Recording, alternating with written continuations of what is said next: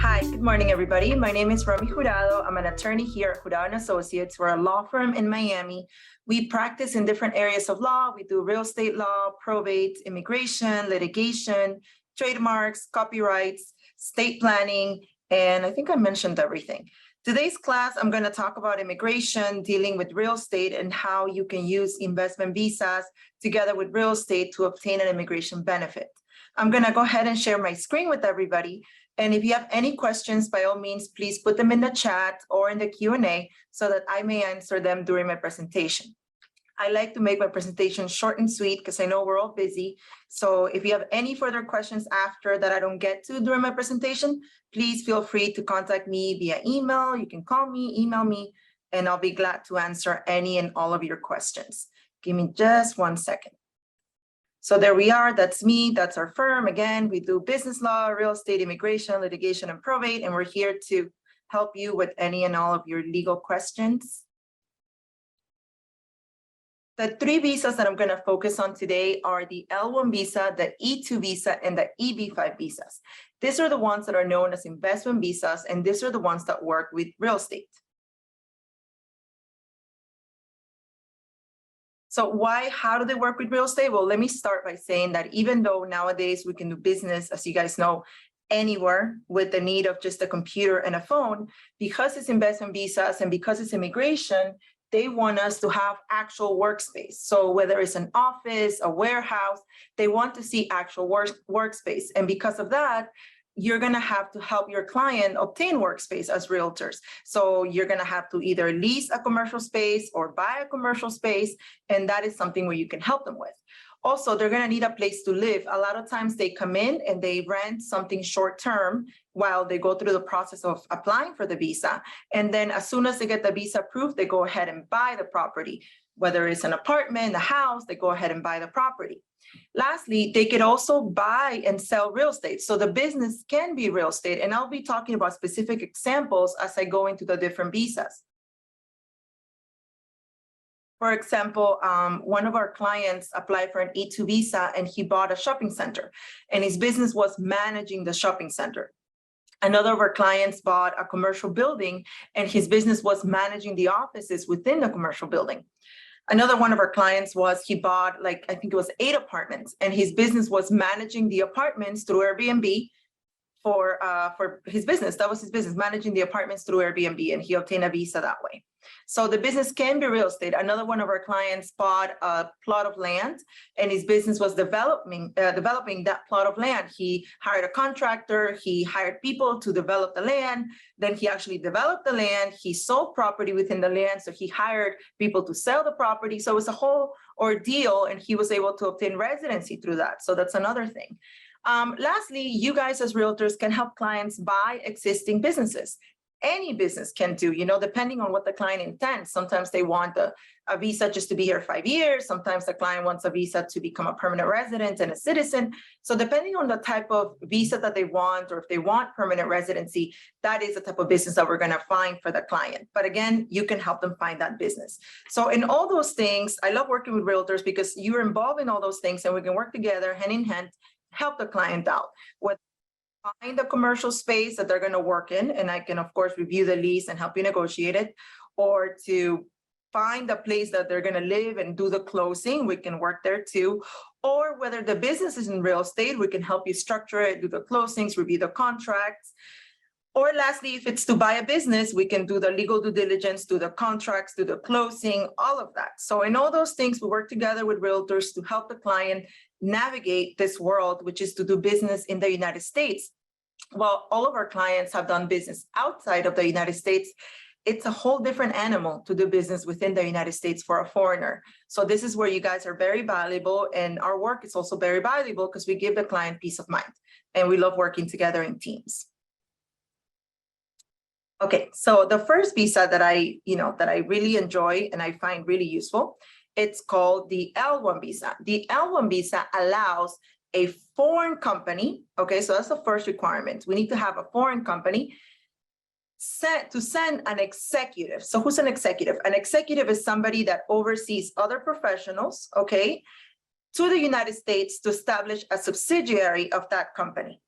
So somebody works for a foreign company, and then they're sent to the United States to establish a subsidiary of that foreign company. And then in the United States, they also have to oversee other professionals. The foreign company should have, I would say, at least 8 employees. Half of them should be professionals, okay? And what is a professional for immigration purposes? Somebody that has a college degree. So if the foreign company has 8 employees and half of them have college degrees, then we're good. You know, that could potentially qualify. The foreign company should be making some profits, or at least not having losses, right? Because we want to show that the company is doing well. Then that company decides to send an executive to the United States to basically establish a subsidiary.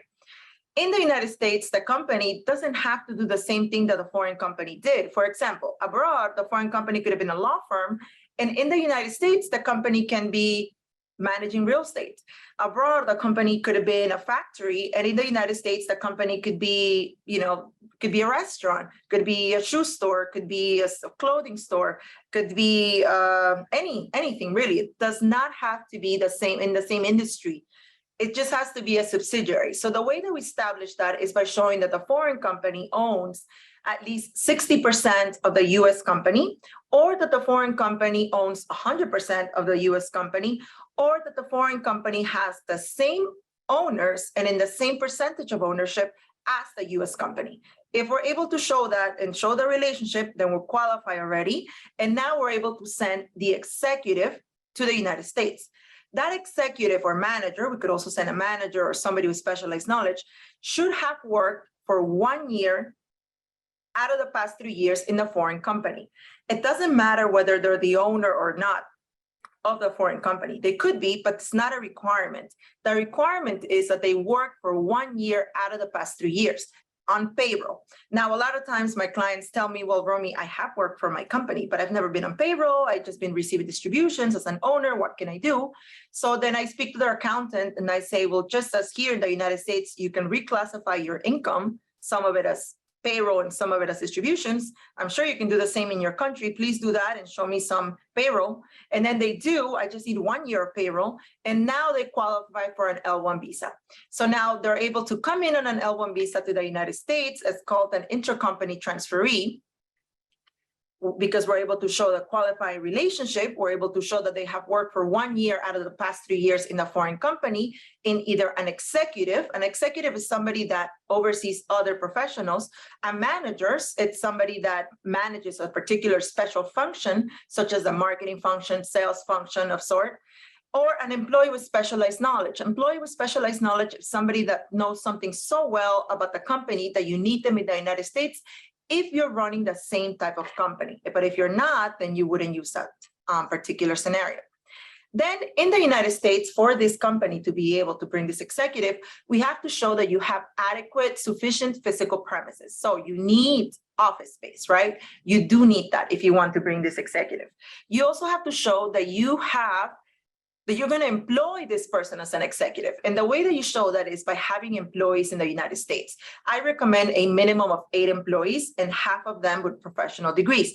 Now, in the United States, I also have to show that your employees have bachelor's degrees. The bachelor's degrees, half of them, they don't have to be from the United States. It could be bachelor's degrees from any country, okay? They're going to still be considered professionals for immigration purposes, which is what we want. And if we show that, right, together with a business plan, with financial projections and all of that, now we're able to apply for an L1 visa, which would allow our client to come into the United States for 1 year with their family. So who's their family for immigration purposes? Is their legally married spouse and their children under 21. They're allowed their family, their legally married spouse and their children under 21 to come to the United States for 1 year. Right before the year expires, like 3 months before, we start the renewal process. So we'll renew for an additional 2 years. But the great thing is that right after we get the renewal approved, we could apply for residency. Okay, so through this L1 visa with an investment amount, it depends on how much the business costs, right? So I have clients that have bought, for example, a restaurant and it costs them $200,000. Okay, that's the investment amount. For $200,000, you're able to apply for an L1 visa, come to the United States, work for a year, right? renew your L1 visa, and then as soon as your renewal is approved, apply for an EB1, which is permanent residency, and become a permanent resident. You, your spouse, and your children under 21. I have clients that bought a preschool for $300,000. For $300,000, they bought a preschool. It was easier to show the professional stuff in there because you have the director, then you have like 3 or 4 teachers, and then the teacher assistants, and the 3 or 4 teachers have the college degrees, and then maybe the teacher assistants don't, but you already have the hierarchy there, which is what you need for the L1 visa, and now you're a permanent resident. So that worked too. So the investment amount, it's going to depend largely on the type of business. With real estate, what we have done is the client came in, bought a plot of land, he hired a general contractor, hired a marketing person with a college degree, hired a person in administration with a college degree, hired 2 other people, salespeople with college degrees, and now he had the little hierarchy that we need in order to qualify for an L1 visa, and was able to obtain permanent residency that way. They developed the land, they sold the properties, and became a permanent resident. Of course, that required a higher investment. The land cost $400,000 to develop, it costs more, but they wanted to be in full control and they wanted to become permanent residents. So this worked for this particular scenario. So what we want to do with the clients is to see what is it that their goal is, what business they want to go into, work together with them so we find a business that works for them so that they can obtain their goal. Some of them are like, I don't care what business it is, I just want to get permanent resident. Some of them are like, no, I has to be real estate, or if it's not real estate, I don't want it. So it just depends on what the clients want that we can accomplish their goals. And an L1 visa is a great visa because you can get residency. It takes a little bit, but you can get residency, and the investment amount, depending on the business that you go into, is not as high. The difficult part of the L1 visa is that you do have to create jobs, right? And half of them have to be professional, but it does lead to permanent residency and eventual citizenship. So it's a great visa. And there's no requirement of you being from a particular country. Any country can apply for an L1 visa. If you have any questions about an L1 visa, please put them in the chat. Next, we have the E2 visa.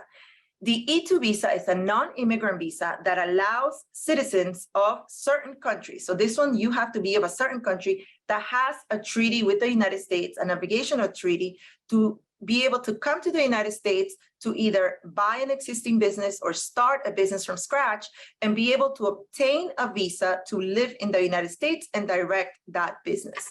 The investment amount that we recommend is a minimum of $100,000. The business that you can direct, it could be any business. The main requirement is that you're a national of a treaty country. We're going to send you a follow-up email where you would have a link to click, and you could see all of the treaty countries that are right now part of the treaties, and that if you have a passport from those countries, even if you've never lived there, you're able to apply for an E2 visa. Immigration says that the investment amount has to be substantial. They don't define what that is, but it depends on the business. If you're going to start a little cafeteria, then $100,000, $80,000, it's enough. If you're going to start a 5-star restaurant, then maybe $500,000 would be enough. It just depends.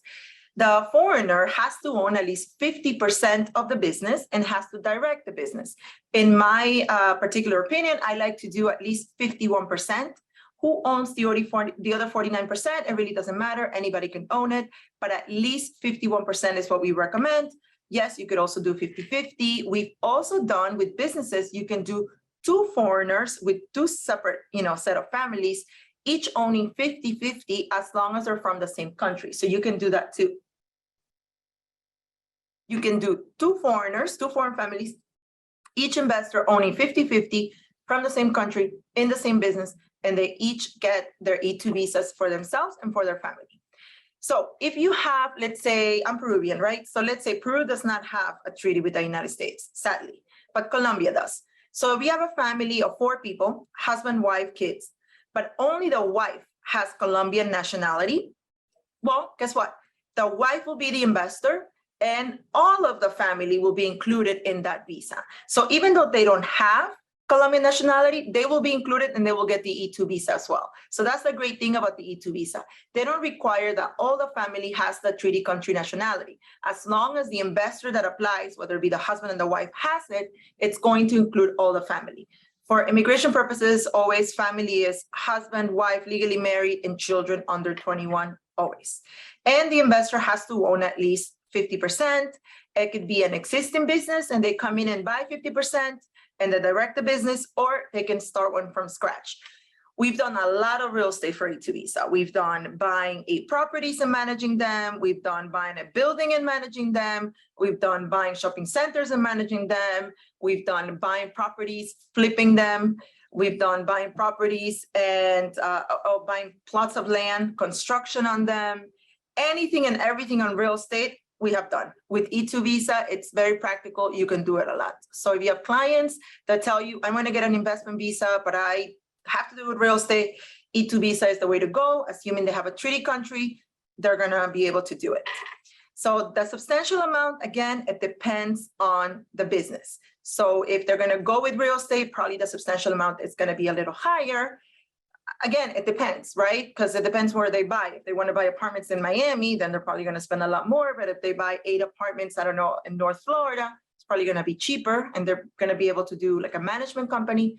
So it just depends, or they're managing properties for others.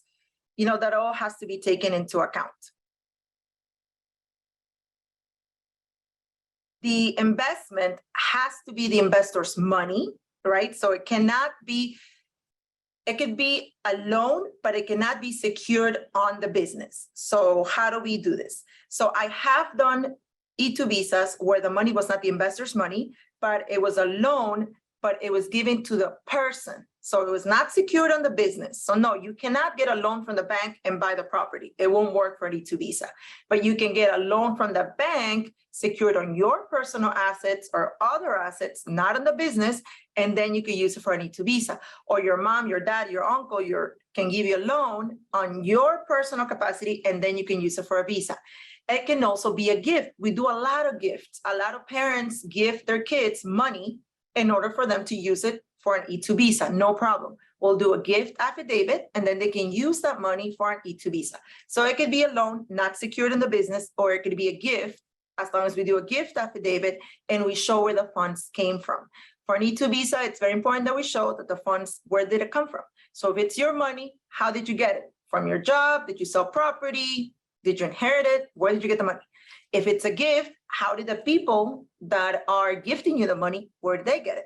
All of this we have to show for immigration. I can't just say the money popped out of nowhere. I have to show where did you get the money, and then no problem. Then you're able to get an E2 visa. So exactly, the funds must not come from criminal activity. So if we cannot show where your money came from, that's going to be an issue. Immigration also wants the investment not to be marginal. So a marginal investment is that which is only enough to support the investor and the investor's family. The way that we show that an investment is not marginal is by creating jobs. For an E2 visa, I recommend a minimum of 2 jobs. Okay, so if we can create 2 jobs, they don't have to be professionals. It could be just any 2 jobs, then we should be able to get an E2 visa approved. My recommendation is a minimum of 2 jobs. I have done E2 visas with less than that, but my recommendation is a minimum of 2 jobs. Payroll, right? Not 1099, 2 people on payroll. So you're going to get, or your clients are going to get, an E2 visa between 2 to 5 years. That is determined depending on the country that they're from and the treaty that they have with the United States. And then you can renew this visa indefinitely. Right? There are people here that are with E2 visas 30 years, 25 years, because you can renew it as long as the business is going forward. As the business is going forward, you can keep renewing your E2 visa. Now, there is no direct way to get residency through the E2, but what happens a lot of times is that husband and wife come in with an E2 visa, and then the husband is a main investor, let's say, and the wife starts working somewhere. And because she's working somewhere, the people where she works at, they want to do something that's called a labor certification, and they want to sponsor her for permanent residency because she's a great employee. And when they do sponsor her for that, which we also do, by the way, then they're able to sponsor the whole family. So now the whole family becomes permanent residents because of her job, but she wouldn't have been able to obtain that job had she not been able to be here on an E2 visa. So that's one way. Another way is they start with an E2 visa, which requires a smaller investment amount, a smaller amount of job creation, and then they invest more, they create more jobs, and they turn it into an EB-5, which we're going to talk about right now. And an EB-5 does get you a green card, permanent residency. So that's another way that an E2 can potentially convert to permanent residence. So any questions about E2, feel free to put it in the chat. An EB-5 visa is a pathway to residency. An EB-5 visa was created, or the purpose of the EB-5 visa is to stimulate the US economy through job creation and capital investment by foreign investors. So those are your main requirements. 1, you have to create jobs. 2, you have to invest money. So how many jobs? You have to create 10 full-time jobs. Here, they're very direct, 10 full-time jobs, and you have to invest money. We're gonna talk about the amounts in a minute. There's 2 ways to do an EB-5 visa. 1 is the direct way, which is very similar to the other 2 visas. The investor comes in, sets up the company, puts in the investment amount, uses it for the business, creates the job, sets up the business, and is actively involved in managing the business. That's the direct way. Then there's also something called the indirect way, or through a regional center. Regional centers are private companies, they're not the government, but they have applied for a special distinction from immigration to receive foreign investment money, receive that money, give it to projects. Those are the buildings that you see, or, depending the project, whatever it is that they're doing, to receive that money, give it to the projects, and to give the foreign investors EB-5 visas in exchange of that. So regional centers receive the money, they give it to the projects, and then the foreign investor receives the EB-5 visa. If you do it through a regional center, then you don't have to be actively involved in the business. You can be living in Miami Beach and the regional center could be in Chicago. You also do not have to worry about job creation. The regional center, through the project, they show that they are creating the jobs and you don't have to worry about it. Those are the advantages. But then again, when you do it through a regional center, you're not in charge of your money. You're lending them your money kind of at a very low interest rate. And of course, it's subject to loss. That's why it's so important to do due diligence. So let's talk about the investment requirements. So generally everywhere, it's going to be now, because the laws change, $1,050,000, right? So if you want to do an EB-5, you need $1,050,000. If it's an area of high unemployment, or if it's a rural area, then you are going to be able to invest $800,000. So generally, the investment amount for an EB-5 is $1,050,000, but if it's a rural area or high unemployment area, it's going to be $800,000. If you do it through a regional center, usually it's going to be $800,000, but it depends where the regional center is at. Now the regulations recently changed, so if the person comes in with a visitor's visa or student visa, we may be able to change status. So that means change to EB-5 without leaving the United States, which is great, because that means you can wait for the EB-5 in the United States. You can apply for your work permit. You can do everything and stay here. So it's a great thing nowadays. For the job creation, if you're doing the direct EB-5, it's 10 full-time jobs, okay? They're not professionals, 10 full-time jobs, but it's 35 hours working per week on payroll, all right? If we do direct EB-5, what we need to do first is the investment. So the money does have to be invested, the $1,050,000 or $800,000 if it's an area of high unemployment or rural. You don't have to create the 10 full-time jobs right away. We can do it. We have 2 years to do it, but the investment amount does have to be invested. What is investment for immigration purposes for all these visas? So the way that it works is first, we create the US entity, right? So we help you create the US entity, all the corporate formalities. We obtain something called the EIN or tax ID. With that, you go open up a US bank account for the entity. Then you deposit the money, the investment amount in the US bank account. And that's not investment. You're just depositing money there. Then that money is used for business legitimate expenses, okay? When that money is used for business legitimate expenses, that is investment for immigration purposes.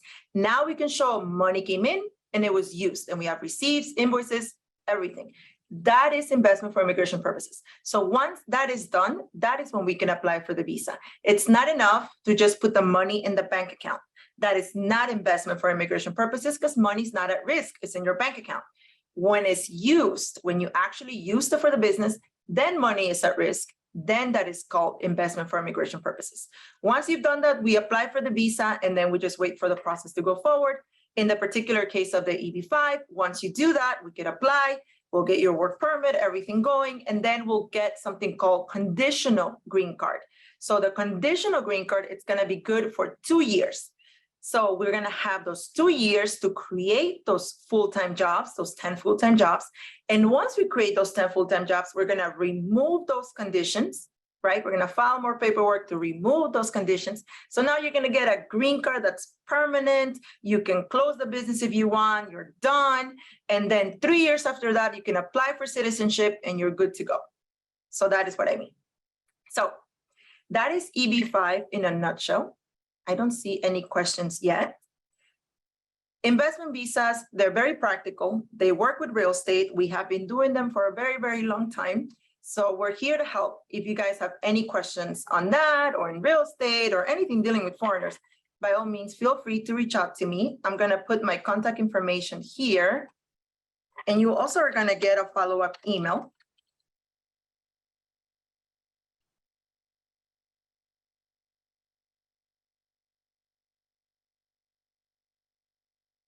I really want to thank you for joining today's webinar. Thank you so much. I hope that you got some knowledge, and I'll see you on the next one. Thank you.